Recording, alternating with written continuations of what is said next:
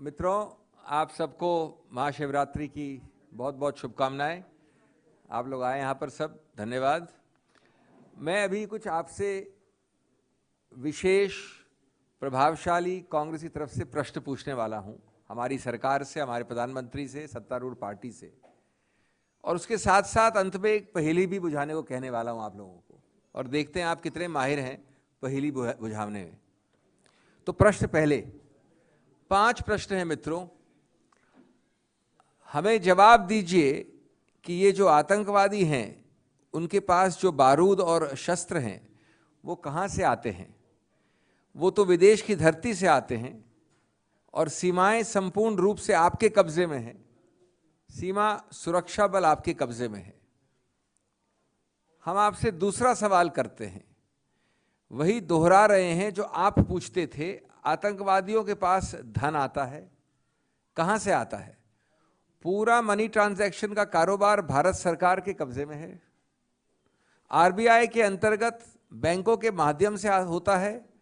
क्या प्रधानमंत्री आप इतनी निगरानी नहीं रख सकते कि जो धन विदेश से आकर आतंकवादियों के पास जाता है आपके हाथ में है, आप उसको क्यों नहीं रोकते? ये दूसरा बिंदु और प्रश्न था। हम तीसरा सवाल उन्हीं की भाषा में पूछते हैं कि जो विदेशियों से जो घुसपैठी आते हैं, घुसपैठी आतंकवादियों के रूप में आते हैं, आतंकवादी घटना करते हैं, भाग जाते हैं। प्रधानमंत्री जी आप हमें बताएं कृपा करके, सीमाएं आपके हाथ में हैं, कोस्टल सिक्योरिटी आपके हाथ में है, बीएसएफ आपके हाथ में है, नेवी आपके हाथ में है, ये विदेश से घुसपैठी कैसे घुस जाते हैं? हम चौथा सवाल पूछते हैं आपसे, सारा कम्युनिकेशन आपके हाथ में है। कोई भी अगर टेलीफोन पे बात करता है, ईमेल रखता है, कोई भी कम्युनिकेशन करता है, भारत सरकार उसको इंटरप्ट कर सकती है। आप तो जानते हैं आजकल क्या हो रहा है, इंटरप्ट करके जानकारियां पा सकती है। आतंकवादी गतिविधियों के अंदर कौन सा कम्युनिकेशन, कौन किससे क्या कह रहा है, सबका संज्ञान है और आप उसे रोक सकते हैं। हम पूछना चाहते हैं आपसे, हमारा चौथा प्रश्न, कि आपको सवाल दोहरा रहे हैं प्रधानमंत्री जी, इस विषय में आपने क्या किया है? और हमारा पांचवा और अंतिम सवाल, विदेशों में जो आतंकवादी भाग चुके हैं, विदेश में बैठकर जो हिंदुस्तान की आतंकवादियां घटनाएं निर्देशित कर रहे हैं, उनको प्रत्यारोपण यानी एक्सट्रेडिशन के द्वारा विदेश से हिंदुस्तान लाने का हमें अधिकार होता है। आपकी विदेश नीति में क्या इतनी भी ताकत नहीं है?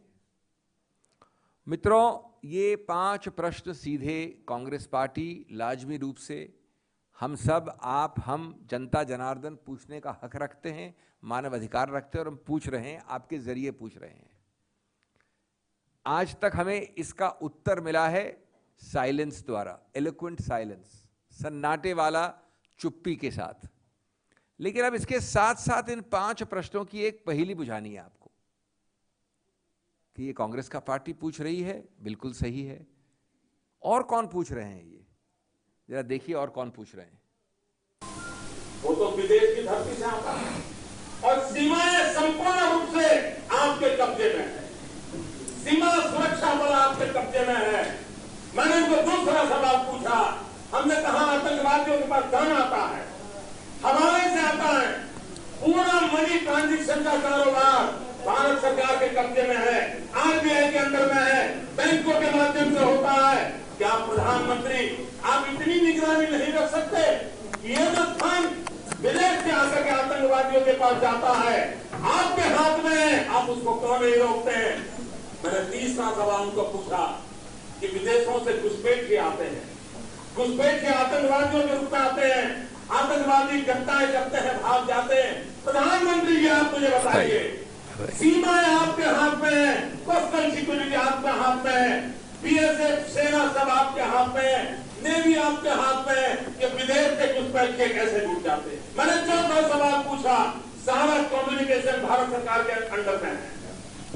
कोई भी अगर टेलीफोन पर बात करता है, ईमेल भेजता है, कोई भी कम्युनिकेशन करता है, भारत सरकार उसको इंटरप्ट कर सकती है, इंटरप्ट करके जानकारियां पा सकती है कि आतंकवादी गतिविधि के अंदर कौन सा कम्युनिकेशन चल रहा है, और आप उसे रोक। मैं पूछना चाहता हूं प्रधानमंत्री जी को इस विषय में आपने क्या किया है। मैंने 5 सवाल उनको पूछा कि आज विदेशों में जो आतंकवादी भाग चुके हैं, जो लोग विदेश में बैठ करके हिंदुस्तान में आतंकवाद की घटनाएं कर रहे हैं, उनको प्रत्यारोपण के द्वारा हिंदुस्तान लाने का हमें अधिकार होता है। आपकी विदेश नीति में वो क्या ताकत है? एक बार इन 5 चीजों पर कुछ करके दिखाइए, आतंकवाद जड़ मूल से उभर जाएगा। राज्यों के अधिकार हत्या करके राजनीति के करने के खेल छोड़ दीजिए।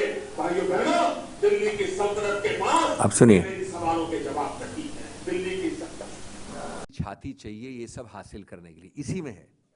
इसी का अगला वाक्य ये है, पता नहीं क्यों रुक गया है। तो मैं इस सन्नाटे वाली चुप्पी जो आप सुन रहे हैं हमारी प्रश्नों की तरफ, हमको कोई इसका उत्तर नहीं मिल रहा है। उत्तर की जगह हमें कभी जम्मू मिल रहा है, सुंजवान मिल रहा है, पठानकोट मिल रहा है, उरी मिल रही है। इसका उत्तर क्या है माननीय प्रधानमंत्री जी, अगर नहीं जानना चाहते? इसका उत्तर दुर्भाग्यवश ये है, पिछले 45 महीनों में, 45 मंथ्स में, इस सरकार के 45 महीनों में मुख्य आतंकवादी इंसिडेंट्स 207, हमारे 45 महीने के कार्यकाल में इसी मापदंड पे 96, 207 और 96, ये उत्तर है इन 5 प्रश्नों का। उसी 45 महीने में जितने जवान वीर गति को प्राप्त हुए, जम्मू एंड कश्मीर की बात कर रहा हूं मैं, 286 इस सरकार के 45 महीनों में।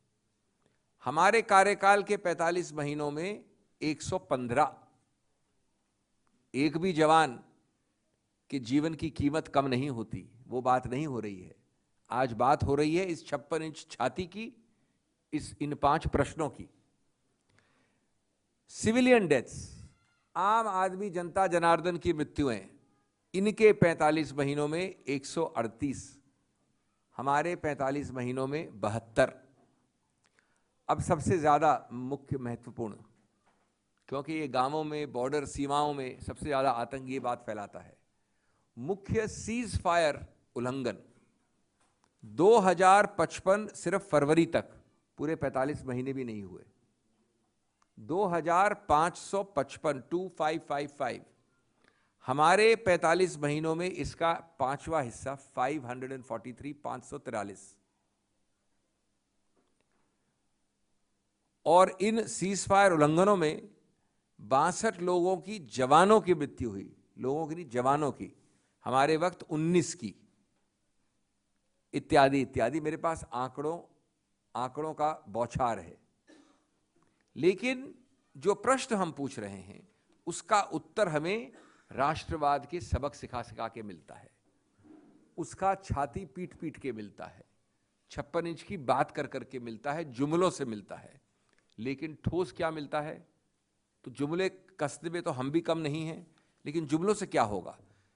56 इंची वालों ने कुछ ऐसे हमको सम्मान दिए, 56 इंची वालों ने कुछ ऐसे हमको सम्मान दिए, कागज की किश्ती सौंपी है, अंगारों के तूफान दिए, और बात करते 56 इंच की। मैंने एक कॉमा फुल स्टॉप नहीं बदला। माननीय प्रधानमंत्री जो आज हैं, उस वक्त विपक्ष में थे, 2014 की बात है ये, 5 प्रश्नों का कॉमा फुल स्टॉप नहीं बदला। दुर्भाग्यपूर्ण आखिरी जो वाक्य था 56 इंच वाला, वो कट गया, वो इसी संदर्भ का वाक्य है, और वो बिल्कुल मैं उसी तरह पूछ रहा हूं, लेकिन जो आंकड़े हैं वो तो विपरीत हैं। ये पूछना किसको चाहिए और उत्तर किसको देना चाहिए, ये बड़ा सहज मालूम पड़ता है आंकड़ों से। और मित्रों, क्या सरहद पर जवान शहीद हो रहा है लगातार, और सिर्फ झूठ और फरेब फैला रही है मोदी सरकार? और कब तक आप इस झूठ और फरेब को सुनेंगे? हमारा वीर जवान जिस प्रकार से दिन प्रतिदिन, आज हो गए 1.5 वर्ष, फरवरी 2016 में काम्पोज समिति, बड़े ऊंचे स्तर के अफसर है, लेफ्टिनेंट जनरल काम्पोज, सेवानिवृत्त, वो समिति बैठाई कि उरी कैसे हो सकता है भाई, पठानकोट कैसे हो सकता है। उन्होंने रिपोर्ट दी और कहा कि घोर नेग्लिजेंस है, कॉम्प्रिहेंसिव ऑडिट किया, और जिसको कहते हैं किताब में SOR, standard operating procedure SOP बनाया। मैं आज पूछना चाहता हूं कि जब माननीय निर्मला सीतारमण जी ने अभी कल परसों 1500 करोड़ का फंड अब अनुमति दी है, कार्यान्वित किया है, वो काम्पोज समिति के सूची द्वारा दिए गए सुझाव कितने कार्यान्वित हुए हैं आपके नाक के नीचे पिछले 40 महीनों में? क्या हर बात पे आप उठ के कांग्रेस की तरफ उंगली उठा सकते हैं, गलतियां निकाल सकते हैं? खुद कुछ करने के लिए लायक नहीं है आप। ये हमारे देश का दुर्भाग्य है कि राष्ट्रीय सुरक्षा जैसे मुद्दे पे प्रतिदिन राष्ट्रीय सुरक्षा प्रतिदिन हो रही है तार तार, और हाथ पे हाथ रखकर बैठी है मोदी सरकार। Friends, I don't need to say anything more. Sometimes visuals are more eloquent than facts and figures, and I'm going to hand it over to you in 30 seconds a 4-page note, which has all these figures I have given you. Mind you, the figures I have given you, I have a breakup month by month. What I'm going to hand you over is a month by month breakup. I have only given you the totals to save time. But what does this show? It shows utter hypocrisy. It shows utter double-facedness. It shows utter double standards, dogli bhasha, dogli awaz. Not one of these 5 questions have been even attempted to be answered by the ruling party and by our 56-inch Prime Minister. The 56 inches is only in talk, in paper tigers. Modi government's directionless policy on national security has created an unquiet border, a disquiet on the border.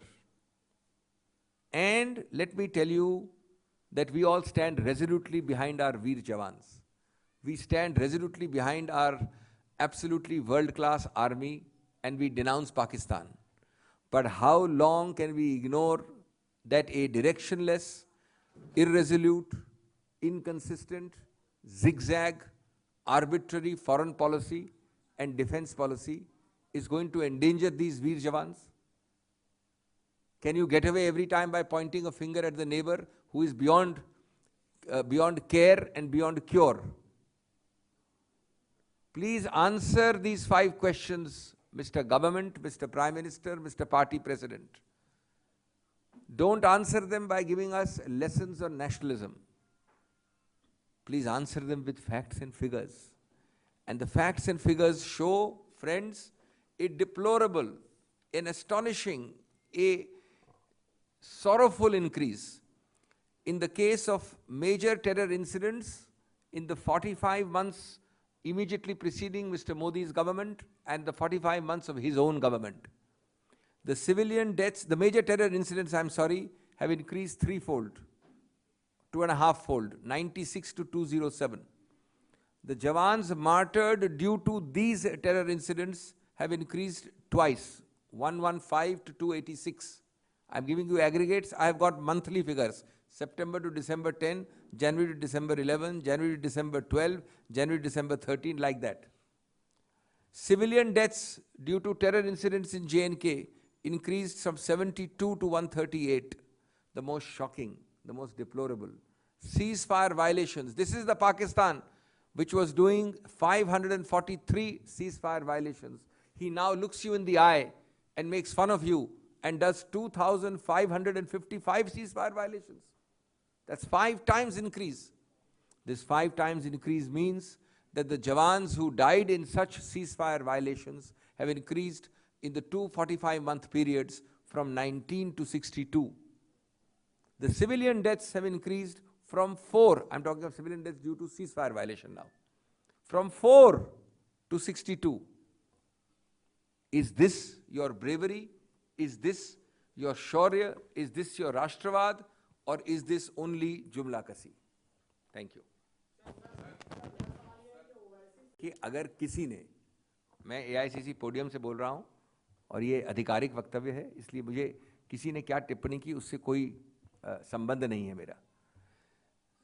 किसी ने भी, और मुझे पूरा संज्ञान नहीं है exact शब्दों के बारे में, लेकिन अगर किसी ने या तो सांप्रदायिक ढांचों में किसी को विभाजन करने की कोशिश की है, या अपशब्दों का प्रयोग किया है, तो आप बड़े स्पष्ट समझ लीजिए कि कांग्रेस उसका किसी रूप से परोक्ष या सीधे रूप से समर्थन नहीं करती है।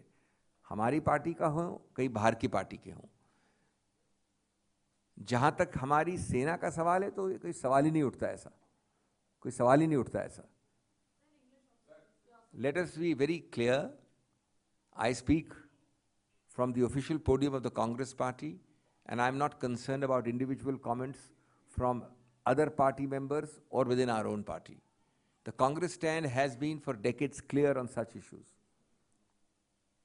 The question of dividing into narrow sectarian or religious walls any institution, much less our most outstanding institution called the army, cannot possibly arise as far as the Congress is concerned.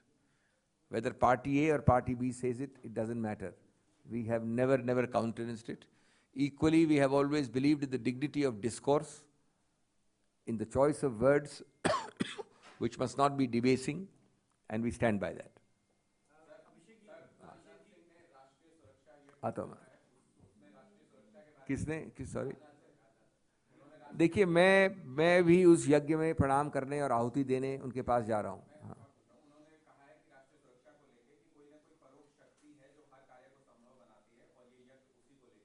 देखिए, जो लोग हम में से भगवान में विश्वास करते हैं वो बिल्कुल प्रणाम भी करेंगे और आहुति भी देंगे, क्योंकि ये देश की सुरक्षा का मामला है।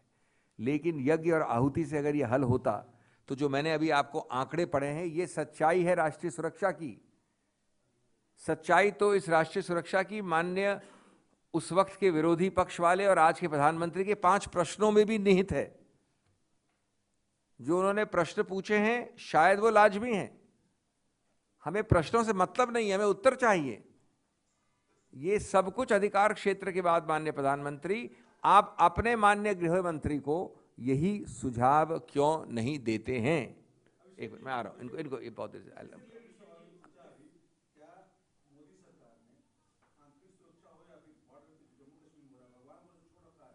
क्या छोड़ रखा है? देखिए, मैं बीजेपी की बिल्कुल रीति रिवाज रहा है कि जब उनको अवसरवादिता के आधार पे भगवान राम याद आते हैं तो उनका इस्तेमाल या दुरुपयोग करते हैं वो, लेकिन मैं उस ट्रैप में नहीं पड़ने वाला हूं।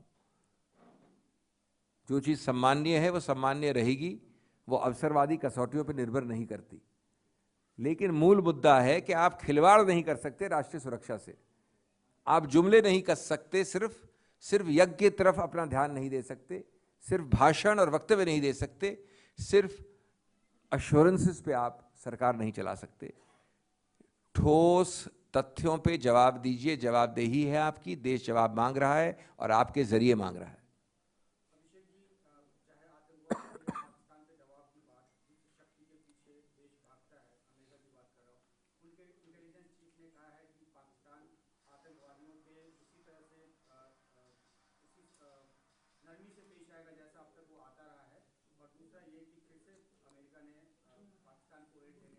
देखिए, पाकिस्तान से न मुझे कुछ आशा है, न किसी सरकार, भारत सरकार या हमको किसी रूप से आशावान होना चाहिए।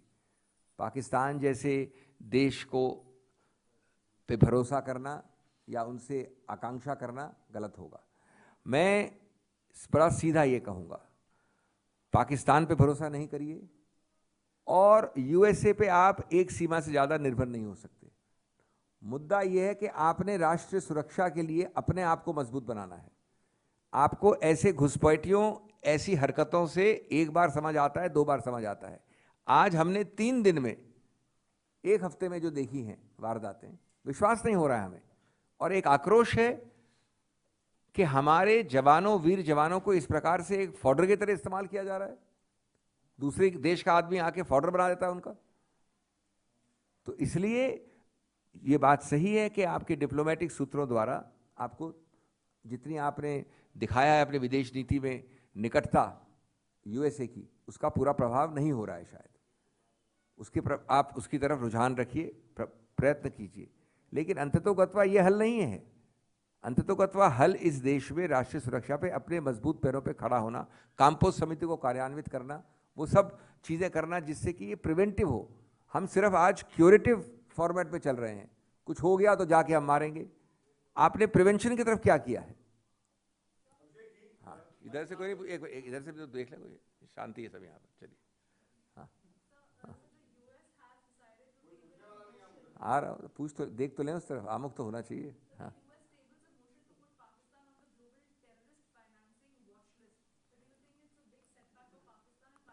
well, certainly Pakistan is now a declared terrorist supporter and houser.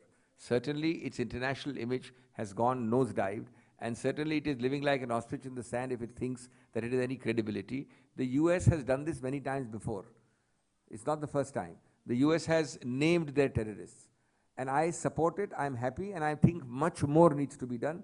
Ultimately, each nation acts in its interest, and there is a certain amount of selfish self-interest in USA also, because while they do what you are saying, they also do not significantly reduce aid. However, I repeat what I said earlier. With all this, while you support this, you have to only rely on your two strong feet, your two strong shoulders, and your two strong eyes. And unfortunately, we don't believe that the government of India has done enough. Too soon, too fast, should not be too little, too late.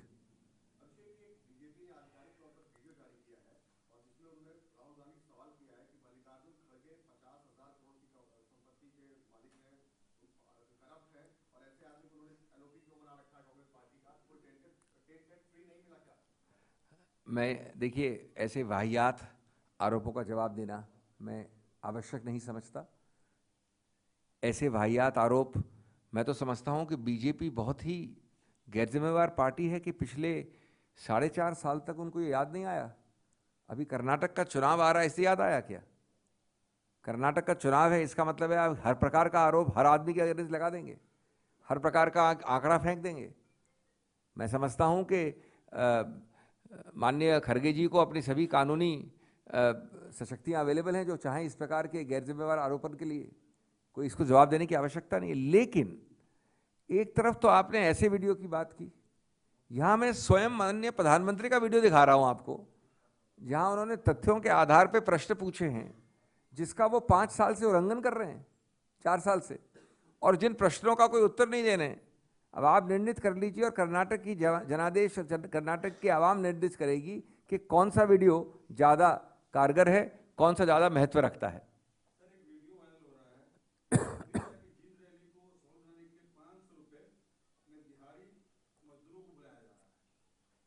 देखिए, वैसे अगर हम BJP का podium होता तो जैसे इन्होंने अभी वीडियो का जिक्र किया, हम भी बोलते बड़ा वाह वाह, एकदम गलत काम है।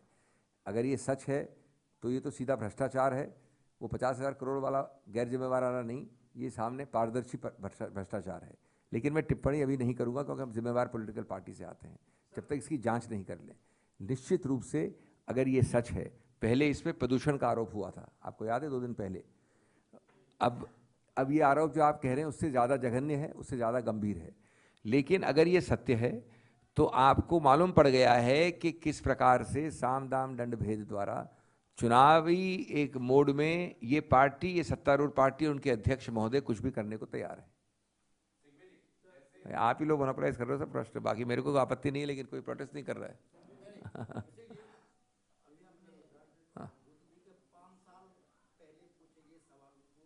5 साल पहले तो पूछेंगे वो, अपने सत्तारूढ़ प्रधानमंत्री के वक्त थोड़ी पूछने वाले वो।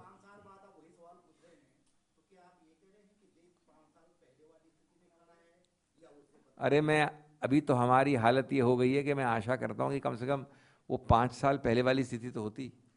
आज जो मैंने आपको आंकड़े दिए हैं, जो अभी आपको डिस्ट्रीब्यूट हो रहे हैं, वो 3 गुना, 5 गुना और 2 गुना उस 5 साल स्थिति वाली पहले से खराब है ज़्यादा। तो आशा क्या करें हम?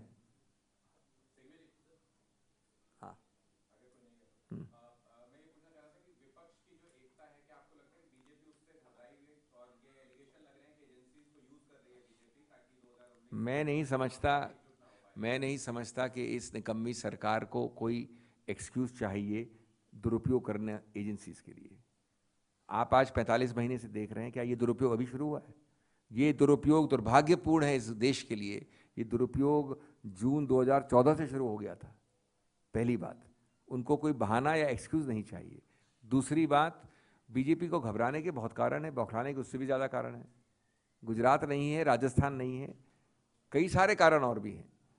आज बीजेपी जान गई है कि जुमलों के आधार पर, दावों के आधार पर, बड़े बड़े पैमानों पे बड़े बड़े शब्दों का इस्तेमाल करके, जिनके आंकड़े मैच नहीं करते बजट में, लोगों को मूर्ख बनाना अब संभव नहीं रहा। वो कहावत जो है, you can fool some people some time, not all people all time, अब वो 45वें महीने में उनको भी आत्मसात हो गई है, और वही कारण है घबराहट और बौखलाहट का।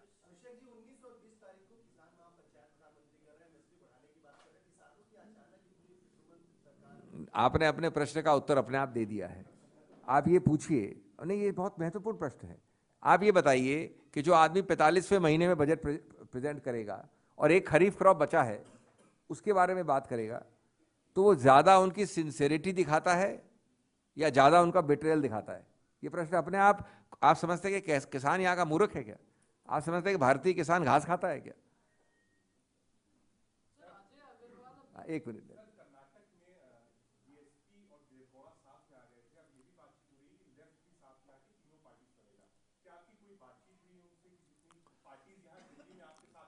देखिए मैं इन मामलों में आपसे शेयर नहीं करूंगा, ना कर सकता हूं, लेकिन इतना ज़रूर कहूंगा कि आज एक भावना है इस पूरे देश में, और बड़ी फोकस्ड भावना है, कि इस प्रकार की अवसरवादिता के कारण जो बीजेपी कई बार फ़ायदा उठा लेती है, विभाजन के कारण, डिवीज़न के कारण, आपसी एक वैमनस्य फैला के, उसको रोककर एक साथ एकजुट होके जहाँ तक संभव हो, अनैतिक आधार पे नहीं कह रहा हूँ मैं, किसी भी रूप से नहीं कह रहा हूँ, आपने ऐसे कई अनैतिक गठबंधन देखे हैं बीजेपी द्वारा, नॉर्थ ईस्ट में देख रहे हैं आप अभी,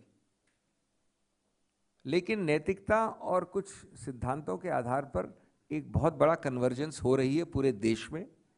वो आप प्रदेश में भी देख रहे हैं, और जैसे जैसे हफ्ते आगे बढ़ेंगे आप उसको और आगे देखते रहेंगे, उसकी गति और उसकी दिशा बढ़ती रहेगी। One minute.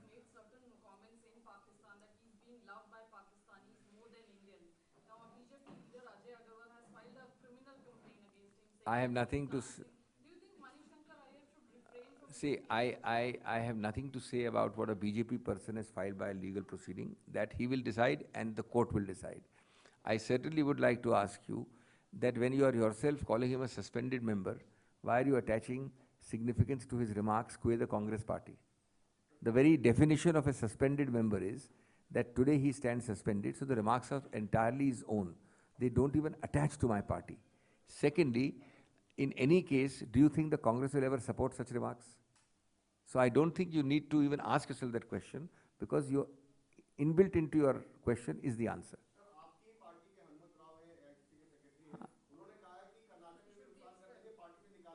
देखिए मैंने वो पढ़ा है वक्तव्य, वो उनका निजी मत हो सकता है। आज पार्टी को जो एक्शन लेना था उन्होंने बड़े औपचारिक रूप से आपके समक्ष बड़े स्पष्ट रूप से लिया है, और वो स्टैंड करता है। और जब तक आप सस्पेंडेड हैं, कानूनी रूप से वही सब चीज़ें होती हैं आपके विरुद्ध जो आप एक्सपेल होने पे हो। निष्कासित और सस्पेंशन में कोई फर्क नहीं होता है जब तक सस्पेंशन चल रहा होता है। आज के वक्त उनका कोई हक नहीं है पार्टी के आधार पर बोलना या पार्टी से संबंधित रखना।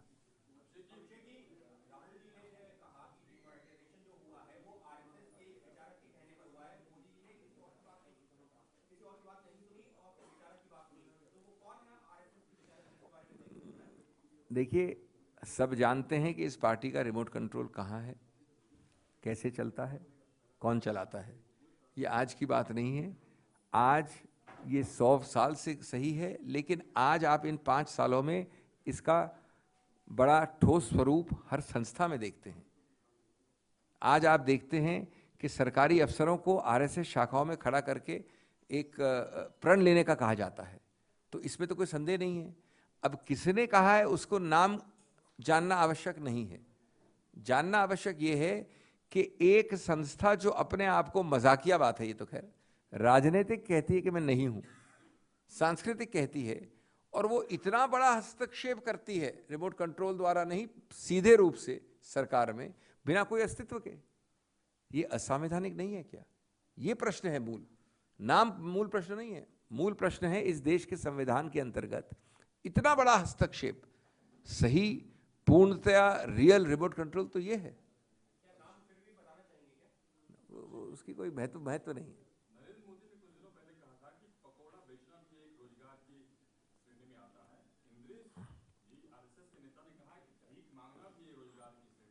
देखिए, इसका एक मैं सीरियस उत्तर देने वाला हूं। इसके कई मजाकिया उत्तर भी होते हैं। ये जो पूरा विवाद है, ये जो पूरा डिबेट है, ये किस मुद्दे पे है? ये है रोजगार गिनने के मुद्दे पे। ये डिबेट शुरू कैसे हुआ? बजट से शुरू हुआ, आपके आंकड़ों से शुरू हुआ, आपके रोजगार गिनने के तौर तरीके और महत्व से हुआ। जो मूल प्रश्न है उसको आप इन सब चीजों में, चाय और पकौड़े में भूल रहे हैं। मूल प्रश्न है कि किसी भी विश्व के मापदंड के अनुसार, ये कोई आपके बना हुआ मापदंड नहीं है, ना कांग्रेस पार्टी का, ना बीजेपी का, ना मेरा। विश्व भर में अर्थशास्त्री जिन्होंने पीएचडीज ली हैं और जिन्होंने नोबेल प्राइज दिए हैं, उन्होंने मापदंड बनाए हैं कि रोजगार को कैसे गिना जाता है। तो पहला प्रश्न ये है कि क्या पकौड़े बना के बेचना और क्या भीख मांगना उन अंतर्राष्ट्रीय मापदंडों के अंतर्गत उस आंकड़े में आता है जिसके अंतर्गत सरकार रोजगार क्रिएट करती है। अगर आज मैं मर रहा हूं और मैं कुछ काम करता हूं अपनी मरण को बचने के लिए, तो क्या वो रोजगार भारत सरकार क्रिएट कर रही है? तो पहला प्रश्न सब भूल रहे हैं, क्या रोजगार में योगदान दिया है भारत सरकार ने ये कह के कि किसी ने पकौड़े तल दिए और किसी ने भीख मांग ली? नंबर 2, अगर भारत सरकार के वरिष्ठ नेता जिनके नाम आप ले रहे हैं ऐसा कहते हैं, तो क्या ये घोर अपमान नहीं है उस पकौड़े वाले का या उस भीख मांगने वाले का भी, जिसको एक तरफ तो आप रोजगार नहीं दे रहे हो, दूसरी तरफ आप उस रोजगार को काउंट कर रहे हो भारत सरकार का योगदान? ये मुद्दा है। सरकार तो ये कह सकती है कि हम परिस्थिति ऐसी बना रहे हैं कि पकौड़े आप बनाइए और भीख मांगिए। हाँ, सरकार कुछ भी कह सकती है, बात सही है आपकी, बात सही है आपकी। Everything doesn't have to be. I think the Chief Minister and the Cabinet will take a view. He claims it is an open, transparent procedure. I don't know the facts. It'll have to be looked into. No, I'm not. Nobody is suggesting backing. Nobody is saying that this is the normal way of doing it. I think the government takes a proper view of it, and this is not the last word. This is not the last word. Okay, thank you. काफी लंबा हो गया आज तो, चलिए. Good. I'm glad.